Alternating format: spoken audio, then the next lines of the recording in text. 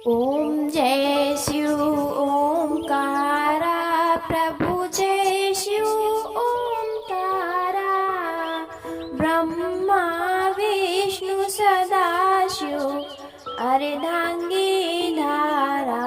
ओम जय शिव ओमकारा। भक्तजनों, हर हर महादेव। श्री शिव महापुराण भाषा पंचम युद्ध खंड का 91वां अध्याय बाणासुर आख्यान से युक्त उमा चरित्र आरंभ की कथा हम सुनेंगे। व्यास जी बोले, हे सर्वज्ञ सनत कुमार जी, ये तो शिव अनुग्रह की बड़ी अद्भुत कथा आपने सुनाई। अब कृपा कर आप मुझे वो कथा सुनाइए जिसमें शिव जी ने बाणासुर को गणपति पद प्रदान किया था। सनत कुमार जी बोले, इस चरित्र में तो महाप्रभु शंकर जी की बाणासुर पर कृपा की और भगवान शिव का कृष्ण जी के साथ युद्ध भी है। अब तुम अपने पवित्र मन और कानों से शिव लीला युक्त उस सुंदर इतिहास का श्रवण करो। ब्रह्मा जी के ज्येष्ठ पुत्र मारीच एक श्रेष्ठ प्रजापति हो चुके हैं, जिनके पुत्र महामुनि कश्यप जी ब्रह्मा के बड़े भक्त और सृष्टि के बढ़ाने वाले हुए। उन कश्यप मुनि को 13 सुशील स्त्रियां थी जो दक्ष की कन्याएं थी। उनमें सबसे बड़ी दिति के दैत्य और शेष कन्याओं से चराचर सहित सब देवताओं की उत्पत्ति हुई। तब बड़ी स्त्री दिति से बड़ा पुत्र हिरण्यकश्यप और छोटा हिरण्याक्ष नामक उसके ये 2 पुत्र महाबली पुत्र उत्पन्न हुए। उनमें हिरण्यकश्यप का हृदय अनुहृदय संहृदय और प्रहलाद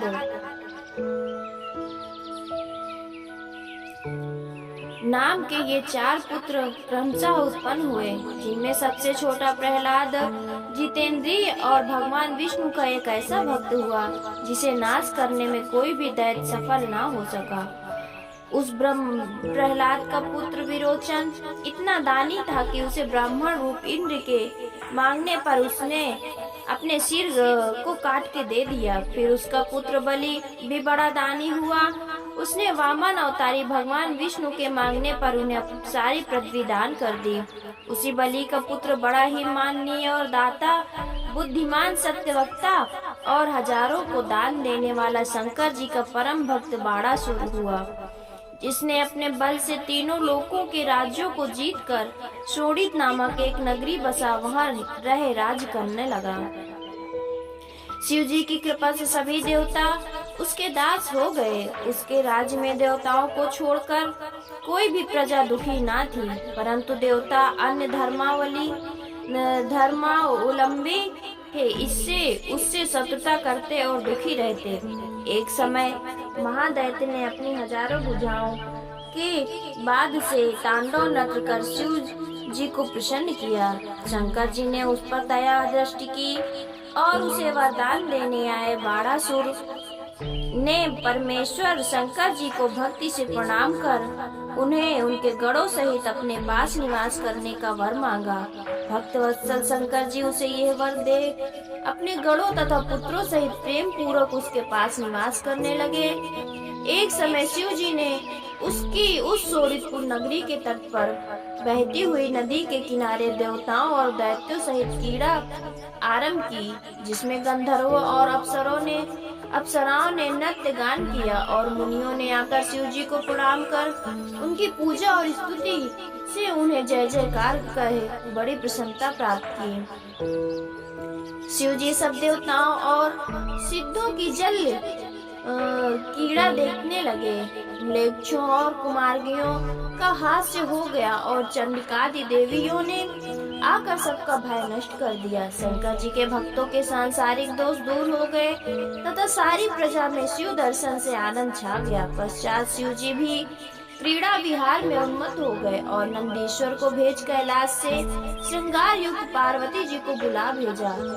पतिव्रत पार्वती जी शीघ्र ही श्रृंगार कर शंकर जी के पास आने का उपक्रम करने लगे। इधर पार्वती के आने से पहले ही शंकर को उनके लिए अत्यंत उत्कंठा को देखकर अप्सराओं ने यह विचार किया कि इस समय जो शंकर जी के पास पहले ही उनसे जल विहार करने में अनुरक्त हो जाए तो उसे शिव सब स्त्रियों में दिव्य और रानी बना देंगे।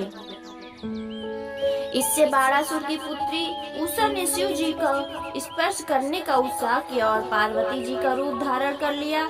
इतने में पार्वती जी भी आ गईं। उन्हें आते देख बाणासुर की पुत्री उषा का सब भाव जान लिया।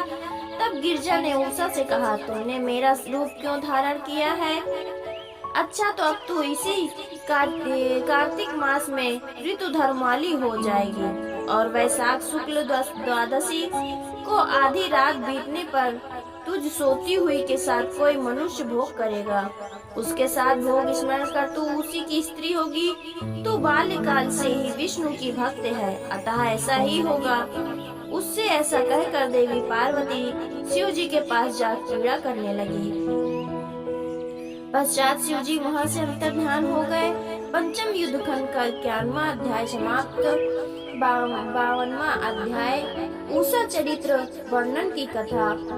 सनत कुमार जी बोले, एक समय प्रारब्ध दोष से गर्वित बाणासुर ने जब तांडव नृत्य कर शिव जी को संतुष्ट किया तो उन्हें पार्वती सहित शिव जी को प्रसन्न हुआ जानकर कंधों को झुकाकर हाथ जोड़कर बोला, हे महादेव, आपके आशीर्वाद से ही इतना बली हुआ हूँ, इसलिए आप मेरा ये वचन सुने। हे शंकर जी, आपने जो मुझे ये 1000 भुजाएं दी है, इन्हें लेकर मैं क्या करूँ?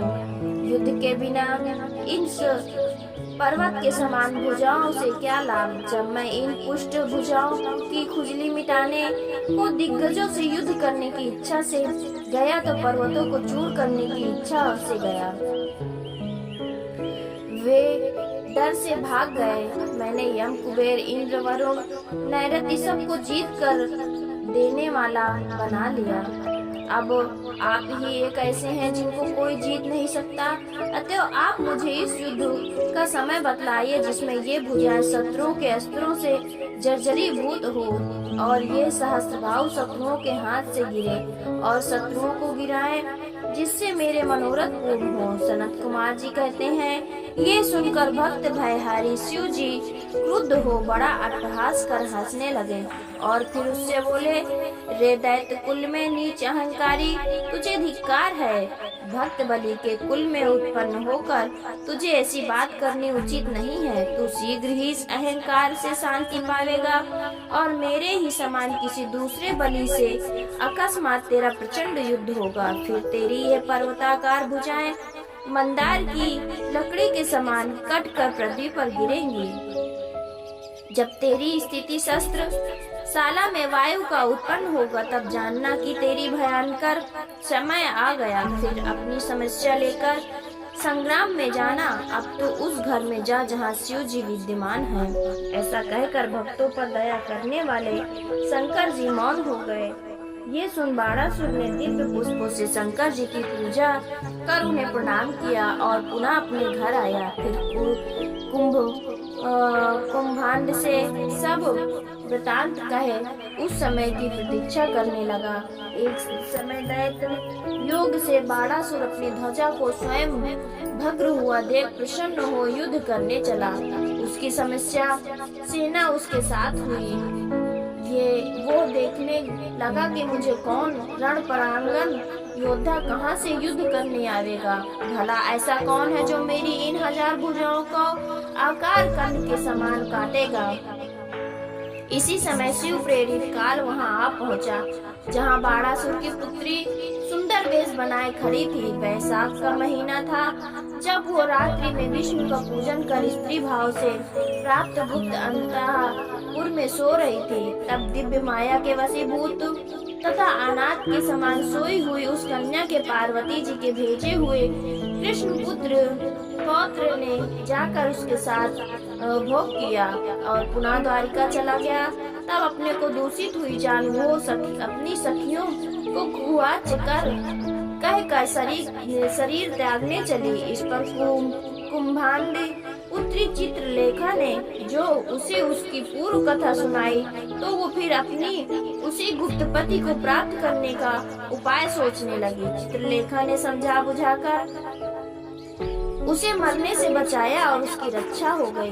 चित्रलेखा ने एक वस्त्र पर सब देवताओं, गंधर्वों, सिद्धों, नागों और ईश्वादिकों का चित्र खींचा। मनुष्यों पर उत्तम आनक आन कंदुंदभी, राम, कृष्ण और प्रद्युम्न का चित्र बनाया। तब अनिरुद्ध के चित्र को देखकर उषा लज्जित हो नीचे मुख कर मन में बहुत सी ही प्रसन्न हो गए तथा चित्रलेखा से बतलाया कि इसी पुरुष ने रात्रि में मेरा मन चुराया है।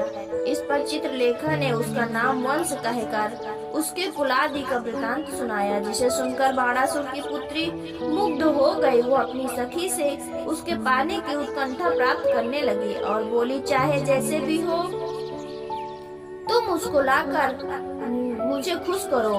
मंत्री कन्या चित्रलेखा विस्मित हो उसे लाने का विचार करने लगी। उसमें मन के समान गमन करने की शक्ति थी। ज्येष्ठ कृष्ण चतुर्दशी को वो योगिनी द्वारिका पहुंची।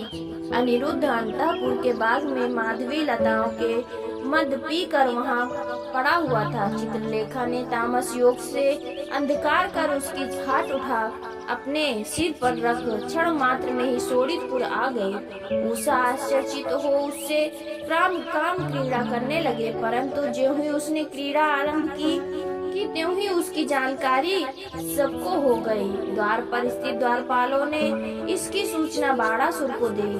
कन्या का दूषण सुन कर बाणासुर को बड़ा आश्चर्य हुआ। पंचम युद्ध खंड का 52वां अध्याय समाप्त। भक्तजनों, हर हर महादेव, हर हर महादेव।